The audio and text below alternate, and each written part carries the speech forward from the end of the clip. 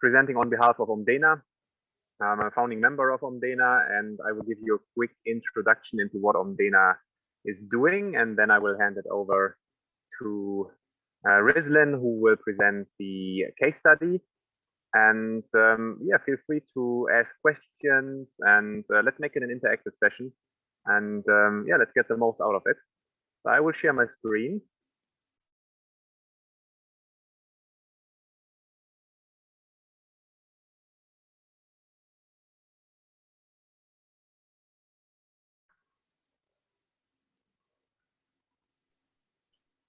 All right, so you should be able to see my screen now. And yeah, I want to get started with what Omdena is about and what we have been doing in the last 2 years. And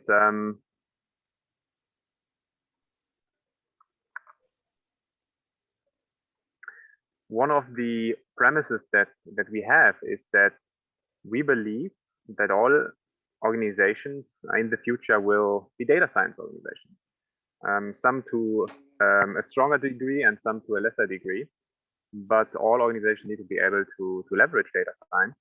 And one of our mission points is to help organizations and solve problems where AI and data science is most needed. And the way we do it through collaboration. So there are many competitive platforms out there, and they bring in value, and to a certain degree, competition is something that is healthy. But we believe in order to address complicated real-world problems, we need collaboration. And that's the core of Omdena. So as you see on this slide, Omdena is about collaboration of diverse individuals from around the world who are working together to build real-world solutions. And because this workshop will be about the topic of preventing violence, in a recent project with Save the Children, we worked to build solutions to prevent violence or online violence against children. And we were running an AI challenge with 50 data scientists from around the world for 2 months. And we did some very interesting work, as you can see from the feedback of our partner, from John Saltner.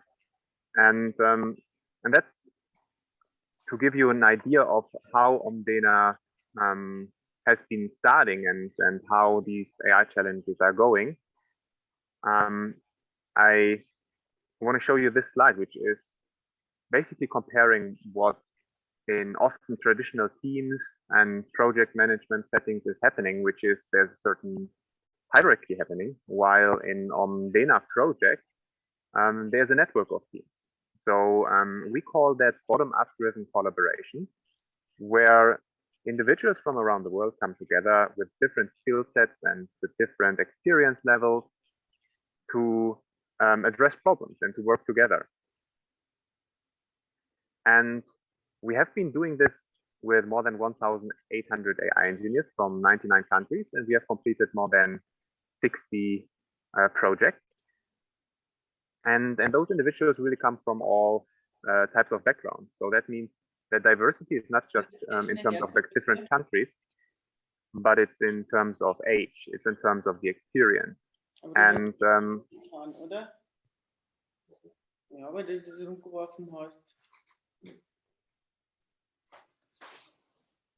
and when we sum it up, we can basically say that we have 4 superpowers. Somebody is unmuted. Can you please mute yourself? Give me 1 second.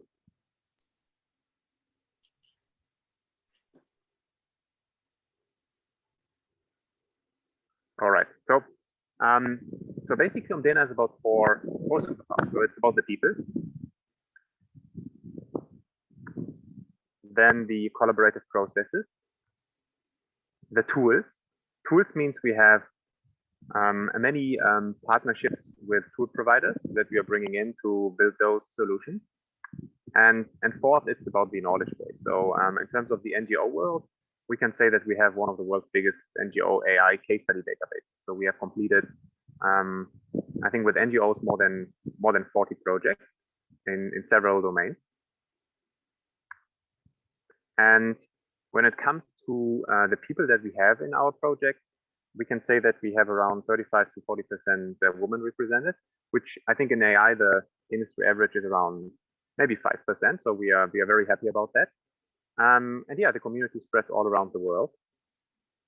And we have been working with several organizations, such as startups, impact startups, incubators, and with international NGOs, and also with public sector and intergovernmental organizations.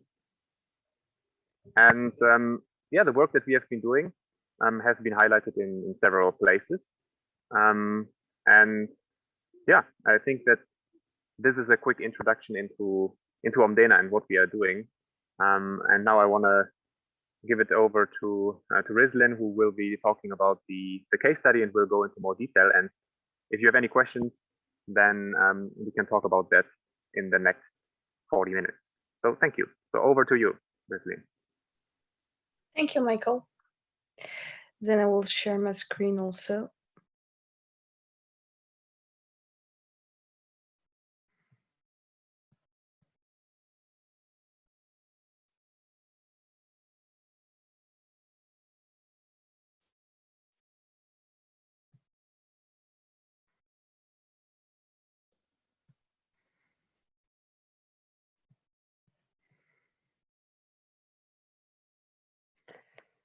All right. So data mining and NLP in violence prevention. So basically, what is data mining? Data mining is a technology that has been existing for over 50 years, which concept is to gather as much data you can, which we have been doing quite well since 20 years, and look inside of all that data to retrieve information. So what you need to do some data mining basically is data, and to create a pipeline of cleaning, transforming, and interpreting this data to extract information from it. This will allow you to find patterns and to even make predictions to get insights on your organization. One field of AI is called natural language processing. It aims at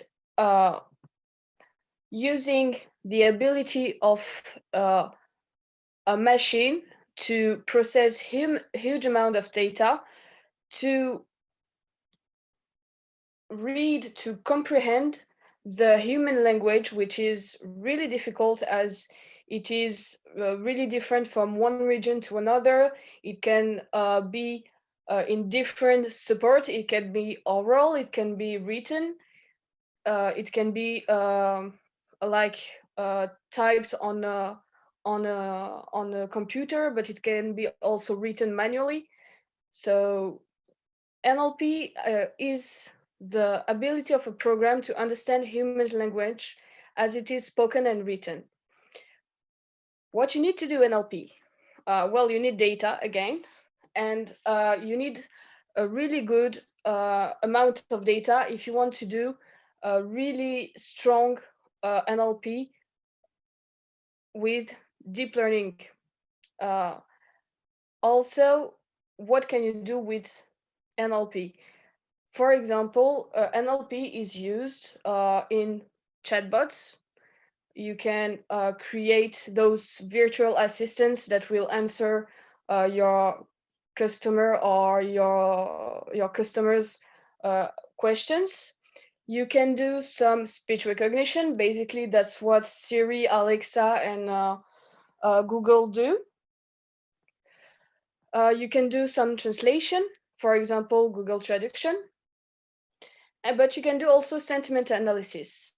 And there are many other fields, but for example, sentiment analysis is used in marketing, or yeah, mainly marketing, for knowing like what was the when you have customers writing reviews on your product, you can use sentiment analysis to automatize the reading of those reviews and get what was the main sentiment that came out of those comments.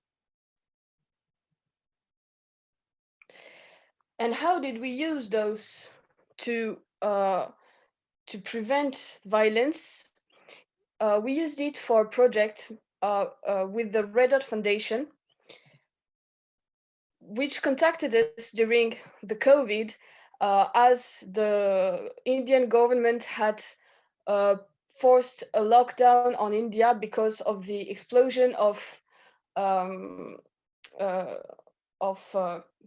COVID cases, and they were on the field. They were they are an association that aims at helping people that are victims of violence and harassment.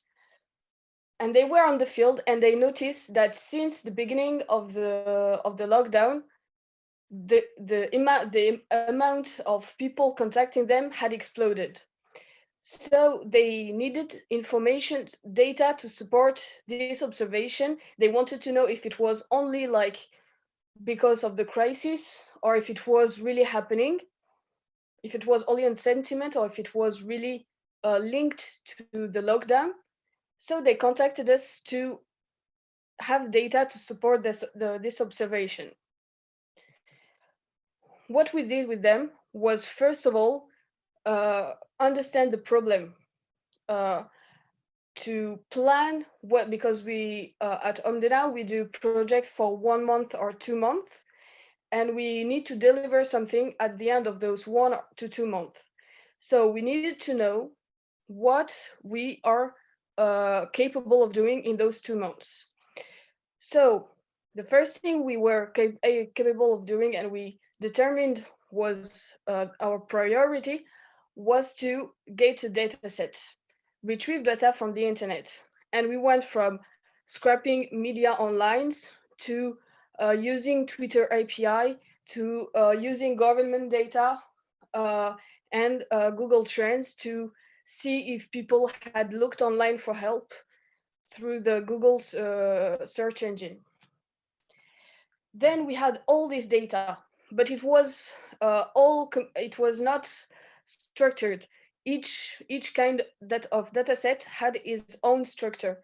So we had to process this data to retrieve information from this data. So we first ran a pre-processing engine on this data to get the main topics from each data sets. Then we did some sentiment analysis on this model, on this data, to see if we had the how do you say it? We had a lot of appearance of those harassment keywords. If we had an increase in helping hotlines searches, that kind of stuff. And then we used a naive Bayesian classifier to automatize this sentiment analysis, because at first we had to tag to read ourselves. We were a team of 50 engineers, and we had to scrap a lot of data manually, to label it manually, to see, okay, this topic, this Twitter, this news, this news is about violence, it is related to harassment, it is about an increasement. So we had to label it by hand. But then we wanted to create a process that would automatize this labeling. So we used a naive Bayesian classifier that would determine for each data set, based on the training, based on the data set that we would already have labeled, the machine would learn the link between what is considered violence, what is not considered violence, and then we would feed the machine another data set that would not be labeled, and we would ask the machine, okay, can you tell us now if this is violence or not? And the machine was responding yes, no, yes, no, yes, no. And we provided that to the Red Dot Foundation. And with that, we provided also a Tableau dashboard, which was aiming at displaying visually with graphics what was happening. And we obviously gave all the project deliverables to Red Dot Foundation. So as I was saying, we delivered a lot of visualization to Red Dot Foundation. And one of the main important thing to know is that they were able to use that data to file a public interest litigation with the Supreme Court of India, and their case was referred to the Ministry of Home Affairs of Omdena results, and Omdena results formed part of the evidence base for their request to declare the domestic violence services as essential and issue guidelines. But that's not the only case where you can use AI, NLP, and data mining. At Omdena, we have covered a lot of topics, a lot of subjects that needed that kind of technologies. For example, identifying financial incentives, or creating a chatbot to create a warning system against online predators, and so on. So here I wanted to maybe ask you on the audience if you ever had a situation that would be somewhat similar to what I was talking about, and you are thinking, yeah, that's definitely a solution I could use. It's up to you guys.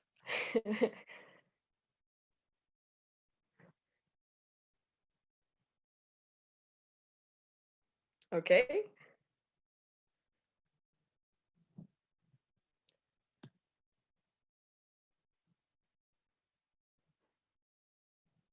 Maybe has anyone like, what do you work on a daily basis? What are the topics you are handling every day? Maybe I can offer something. Yeah, So go ahead.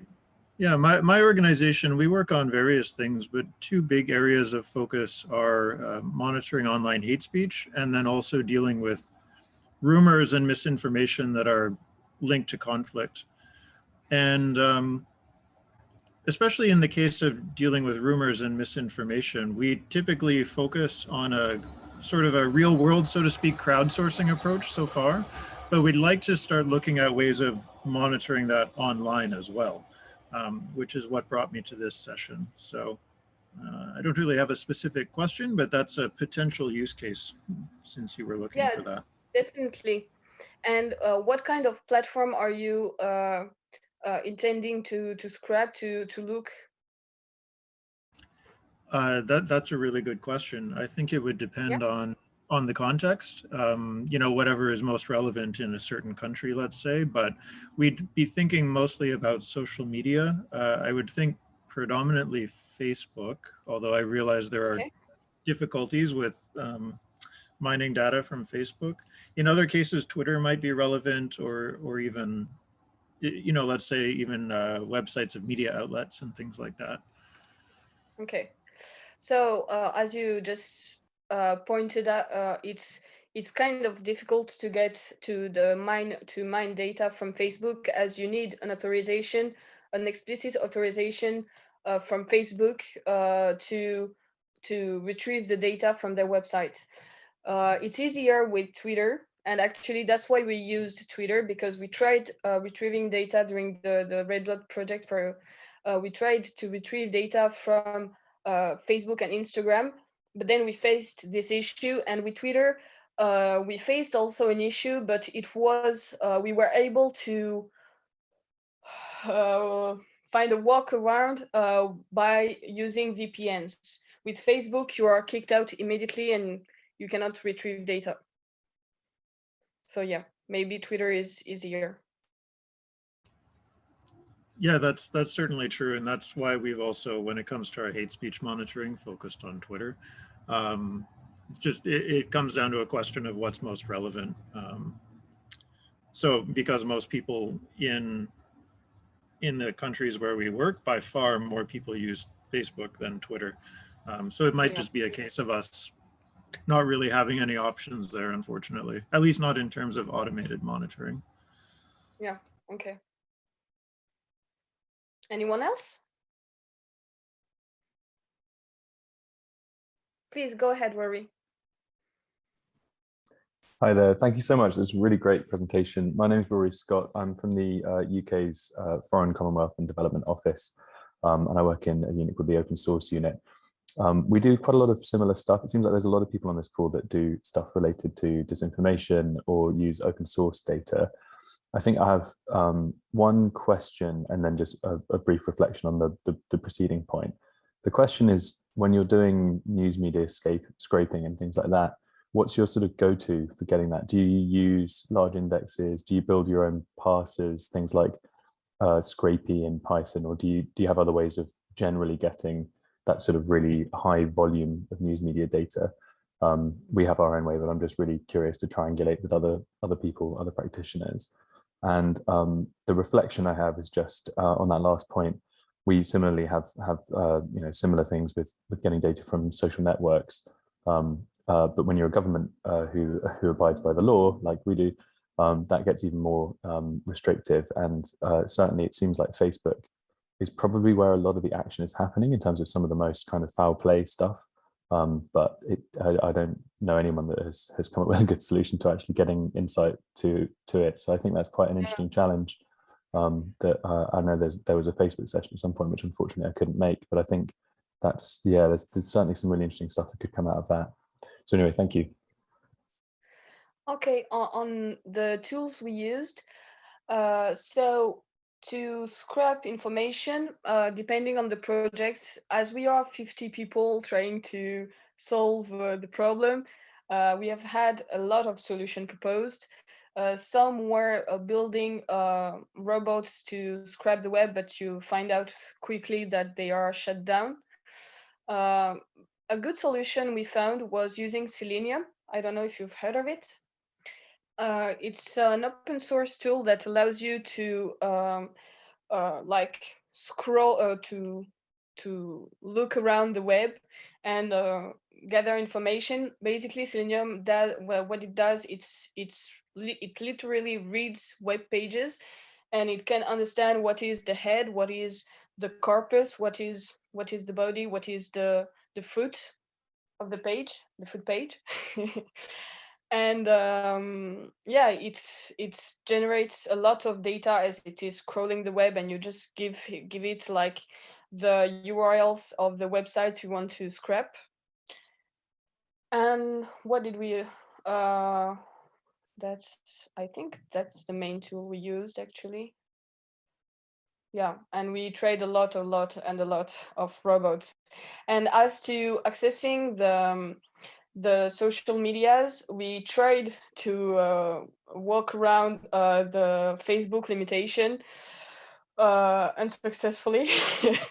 As our bots, we actually found a lot of real documentation on GitHub.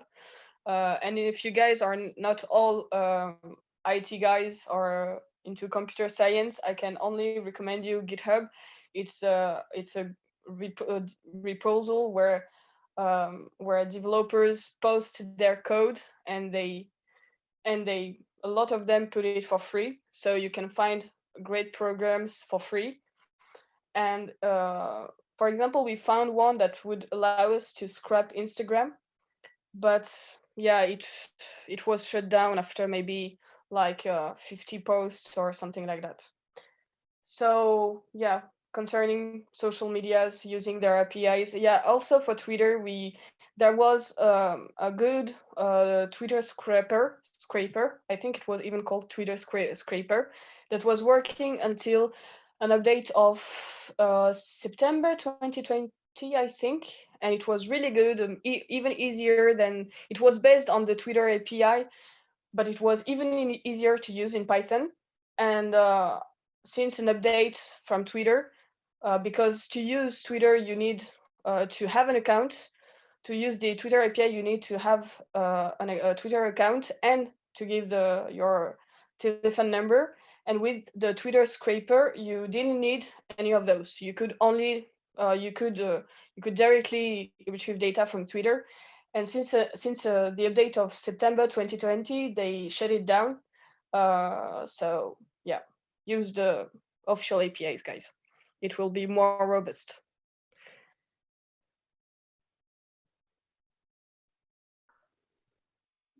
Right, I think Rory had a question. Oh no, I asked my question. Thanks.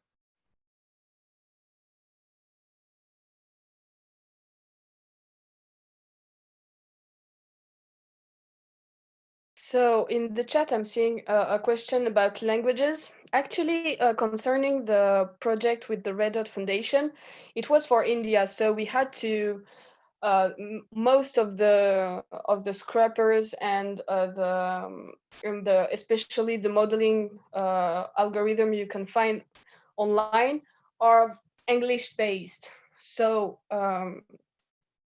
so yeah, we had to find libraries, and sometimes to abstract the language with mathematics, like to transform the phrases into vectors, into numbers, to be able to compare information and to create a data set of information that would be a little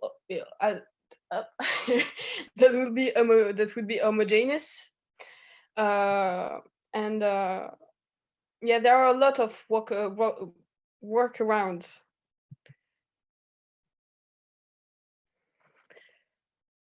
Okay, I'm not seeing any other question. Anyone?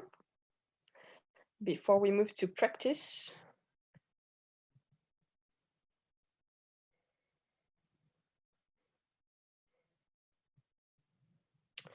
Okay. So I will share with you the link to the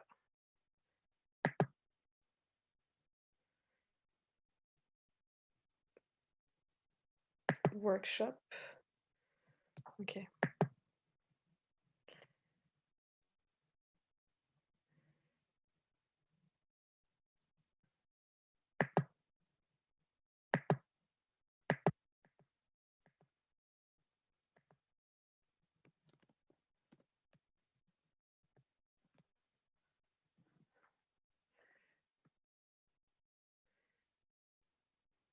Please let me know if you are able to open it.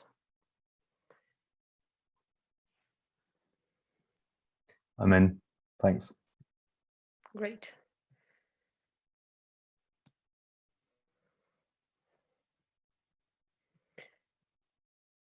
Okay. So as we just said, it's a little bit difficult to retrieve information from Twitter, Facebook, as we did during the project. So I based this tutorial on a library, an open source library that is called NLTK. That is also actually an NLP library, but it contains data sets that you can use to train the models they contain. And the dataset I choose is Reuters. Reuters is an information newspaper. Okay. And this dataset contains more than 10,000 news documents, which is a great basis to work on.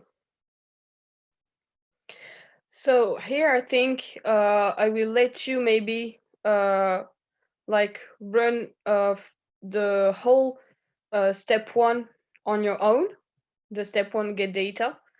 Maybe I give you 5 minutes to do that, to look around what is written, what code is in there, and then I'll comment. And if you have questions, I'm here to answer them.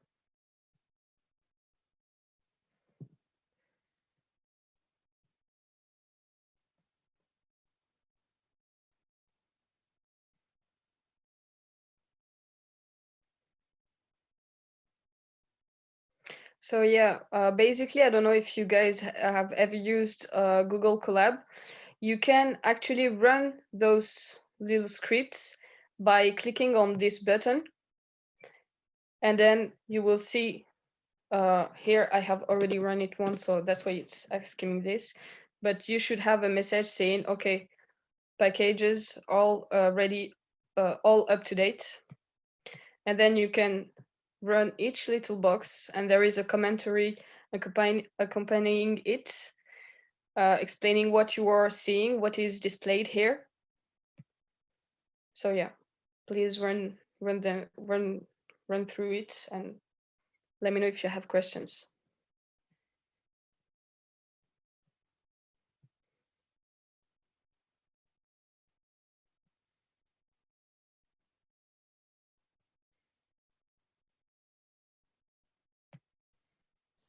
Could you maybe talk a little bit about the data set that we're using? Is it articles from Reuters News? Yeah, exactly. Yeah. Those are actual newspaper articles. So yeah, because the purpose here of this workshop is to lead you through a document. Like, let's say we are scraping the web, and here we are scraping newspapers. And so we already have a data set that is coherent and clean and everything, so we will cut off that part. But it will still give us the ability of using NLP and data mining on that data set to see what information we can retrieve from it and how to prepare the data set to retrieve information from it.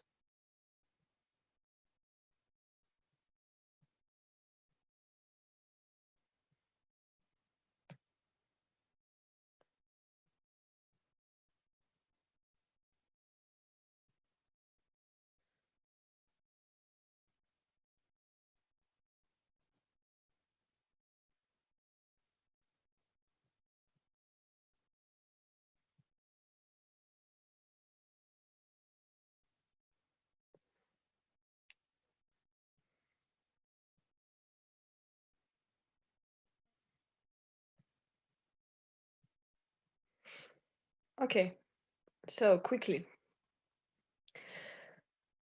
So we are loading a lot of libraries and information to get our program to work. Then the first field will allow you to see what is contained in this dataset. You'll see it is containing a lot of documents. Each line represents a document. And those documents are categorized into a lot of words. You have those keywords that are labeling your dataset. And to see, for example, what documents are linked to some kind of dataset, you can run that kind of command. For example, if I want to know only the one linked to jobs, I can select only jobs. Maybe another one, you can get Bedroll, anything, and you run it and you see the information that is linked to it. This is interesting when you have a lot of information and you want to segregate this information and to cut it into topics like we did. Here is just a way to access, to read what is containing, what is one of the document containing. As you can see, it is here an article about Asian exporters and tension between US and Japan. And then as we are doing text analysis, we want to know what kind of words are the most represented into our data sets, because as we are doing a literal analysis, we need to know the power of the words contained into our data sets. But as it is not really easy to read as it is, we are going to just retrieve the top 10 words, and we can see it is like not that relevant. Maybe the trade part is interesting as it is about trading, but then all of those not that much really interesting. And you can see even graphically into a plot the same information. Not so much, like you can have some words that are interesting like trade, Japan, that can, yeah, but not so much. So what we are going to do first is clean the document.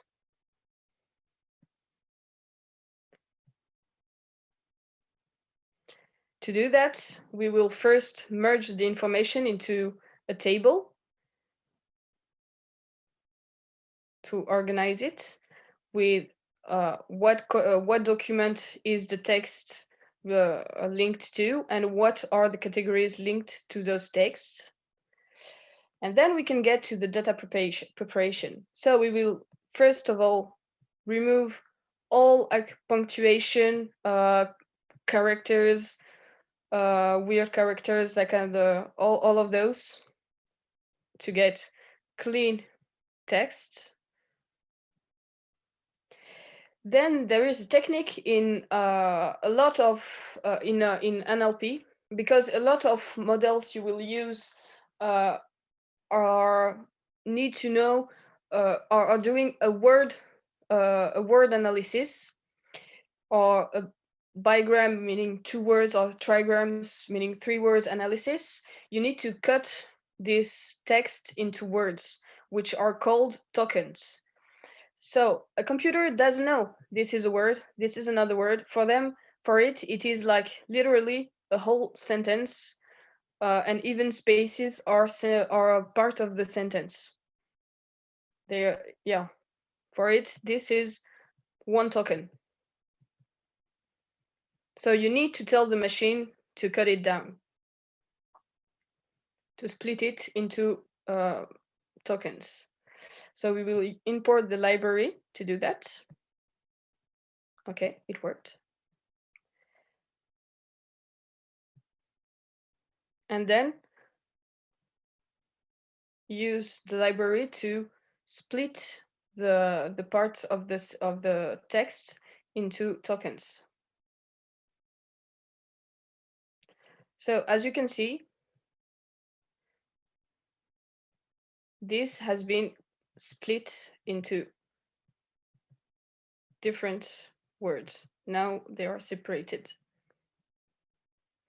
But then we still have the problem with a lot of words that are not that relevant to the analysis, like the, a, from. So we will get rid of those also.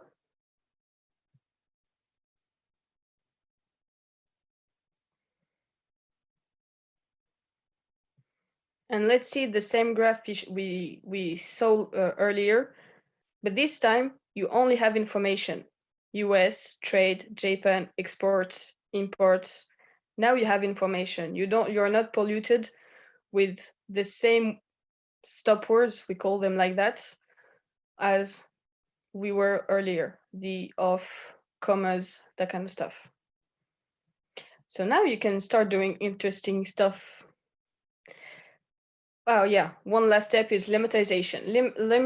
Limitization is the concept of going from a word to its space. For example, if I want to limitize increases, it will show increase. You see we went from plural to singular. And it works the same with verbs. If we had the past or the future or anything, it will get to the root, which is be. Please note that this can be parameterized. as, for example, there are words like playing. It is verb, but it is also a noun depending on how you are using it. So sometimes the wordnet limitizer is not working properly. Sometimes it will cut off some word, and actually it doesn't make no sense in the context. This is you can perfect it, and there are ways to do that. I will link in the main presentation some tutorial on how to do that. Okay, let's go on, and then we will do it on the whole text.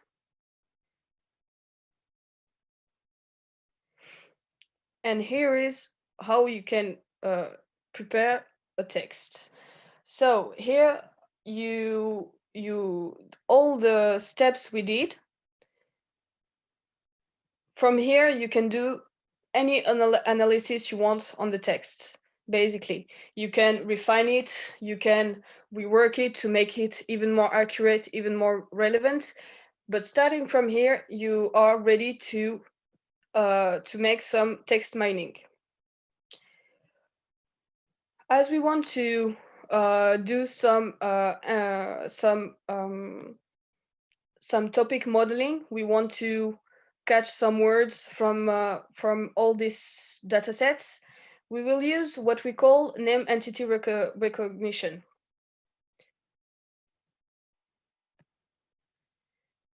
This will allow us, this little program will literally read the text and get information from it. Like it will know if like Japan is, this is encoded, but GPE means country or region, and it will like link the parts of a text to a category.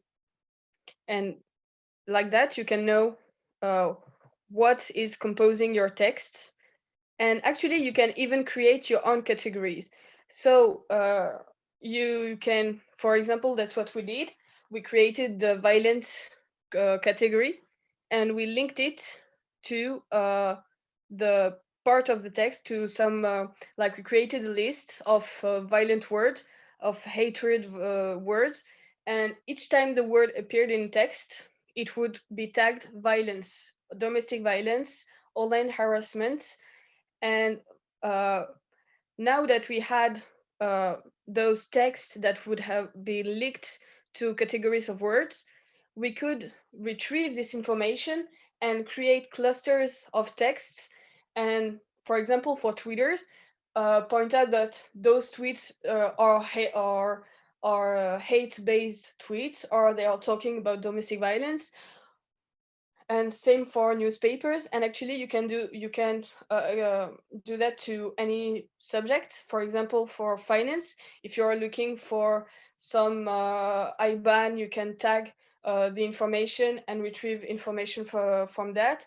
And yeah, it's really useful method. And finally, I wanted just to show you a little bit of data visualization. There are a lot of things you can do actually.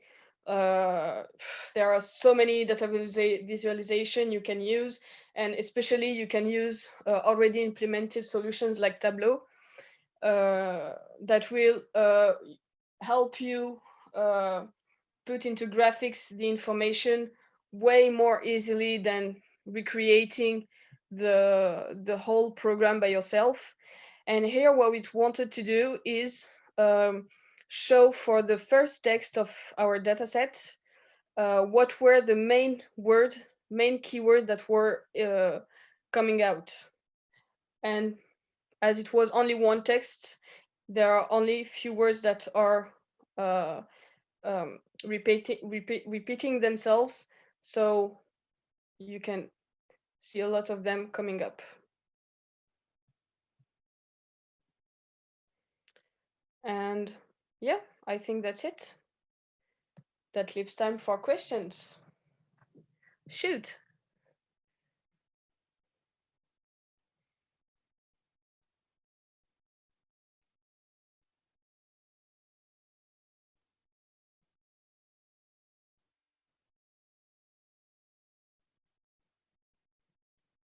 with data visualization, for example, a field that is really based on data visualization is business intelligence.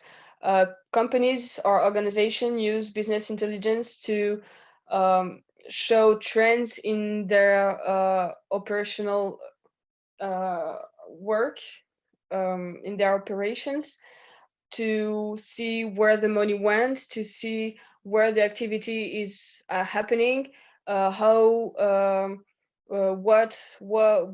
will happen tomorrow, because you can make prediction and show it on graphs.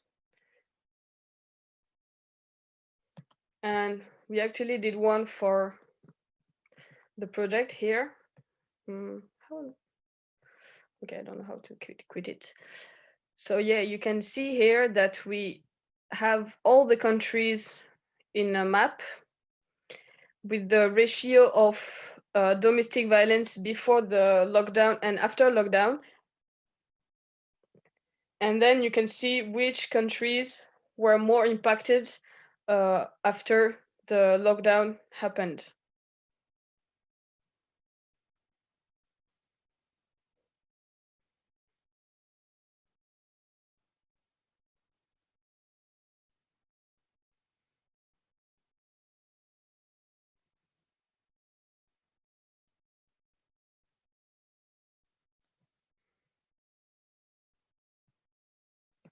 Okay, that's it for me then.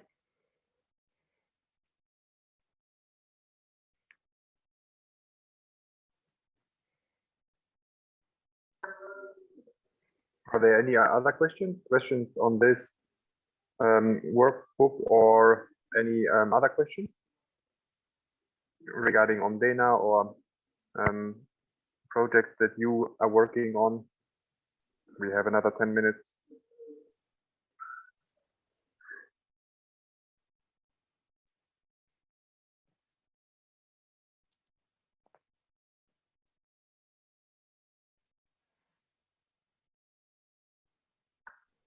It seems like there are now no more questions. If you're interested in some of the work and more detail, I share with you our blog where we have written down many technical case studies, but also case studies which are not as technical. So depending on what you're more interested in, you'll find the information here, and I'm sharing the link now in the chat. And if you have any follow-up questions, you can also drop me an email at michael@omdena.com. And then, yeah, I'm happy to help out. So hope you enjoyed it. And that's it from our side. So thank you very much for joining in.